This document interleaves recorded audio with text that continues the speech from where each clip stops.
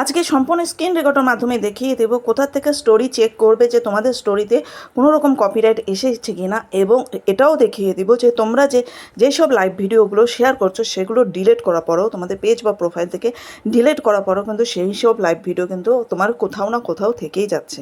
সেগুলো আমরা সহজে খুঁজে পাই না। আমরা লাইভ ভিডিও ডিলিট করার পর ভেবে যাই যে আমরা তো ডিলিট করে দিয়েছি, আমাদের আর কিছু মনে হয় প্রবলেম হবে না। এই ভেবে আমরা নিশ্চিন্ত মনে বসে থাকি, কিন্তু সেই সব লাইভ ভিডিওগুলো কিন্তু ডিলিট হয় না, সেই সব লাইভ ভিডিও কিন্তু থেকেই যায়। তো চলো বেশি কথা না বলে দেখে নিই কোথা থেকে আমরা এইসব লাইভ ভিডিওগুলো ডিলিট করব এবং স্টোরিটাও চেক করে নিব যে স্টোরিটাও কোনো রকম কপিরাইট এসেছে কিনা। তো চলো। তো সবার প্রথমে চলে যাবো আমি ফেসবুক পেজে যে থ্রি লাইনটা আছে, থ্রি লাইনটা আমি ক্লিক করে নেবো। ক্লিক করে নেওয়ার পর এরকম একটা ইন্টারফেস চলে আসবে। তবে নিচের দিকে স্ক্রল করে নেবো। নিচের দিকে স্ক্রল করে নেওয়ার পর এখানে যে সেটিং অ্যান্ড প্রাইভেসি আছে, সেই সেটিং অ্যান্ড প্রাইভেসিতে আমি ক্লিক করে দেবো। ক্লিক করে দেওয়ার পর তারপর যে ইন্টারফেসটা আসবে সেটা হলো, তারপর চলে যাব সেটিং। তো সেটিংয়ে আমি ক্লিক করে দেবো। সেটিংয়ে ক্লিক করে দেবো, তারপর আমার আর একটা ইন্টারফেস চলে আসবে। তো আমি নিচের দিকে একটু স্ক্রল করে নেবো। নিচের দিকে একটু স্ক্রল করে নিয়ে তো এখানটা কোথায় গেল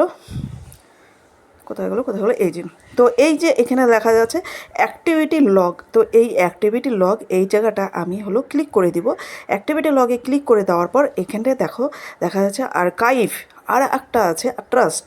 তো আমি আর্কাইভটাও বলে দেবো, ট্রাস্টটাও বলে দেবো, দুটো অপশনই বলে দেবো। দুটারই কাজ আছে, যার জন্য পুরো ভিডিওটা ভালো করে দেখো। আর্কাইভে প্রথমে আমি ক্লিক করে নিলাম। ক্লিক করে নেওয়ার পর এখানে দেখো লেখা আছে স্টোরি আর্কাইভ। তো স্টোরি আর্কাইভ আছে, আবার ট্রাস্টও আছে। তো আমি স্টোরি আর্কাইভ যে আছে সেটা আমি ক্লিক করে নেবো। ক্লিক করে নেওয়ার পর এখানটা আমি যেসব স্টোরিগুলো ছেড়েছি, যেসব আমার স্টোরিগুলো আছে সেসব স্টোরিগুলো, প্রত্যেকটা স্টোরি এখানটা শো করবে। আর এখানটা দেখো এই যে ব্লু ডটগুলো যে আছে, ব্লু ডটগুলো মানে তোমার স্টোরিগুলো ঠিক আছে, তোমার স্টোরিগুলোর মধ্যে কোনো রকম ভুল নেই।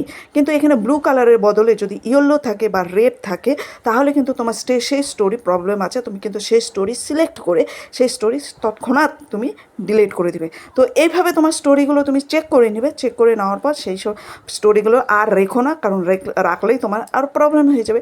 তো তার রাখার কোনো মানেই হয় না। তো এগুলো ডিলিট করে দিবে। আমার এখানটা ঠিকঠাক আছে, আমি এখন মাঝে মধ্যেই চেক করে নিই। তো এখান থেকে আবার ব্যাক চলে আসলাম। ব্যাক চলে আসার পর তারপরে আমি যে ট্রাস্ট অপশানটা বললাম, ট্রাস্ট অপশানে আমি হলো ক্লিক করে দিব। কারণ ট্রাস্ট অপশানে যেসব হলো আমরা লাইভ ভিডিওগুলো শেয়ার করি সেসব লাইভ ভিডিও কিন্তু এই ট্রাস্ট অপশানে গিয়ে এসে জমা হয়।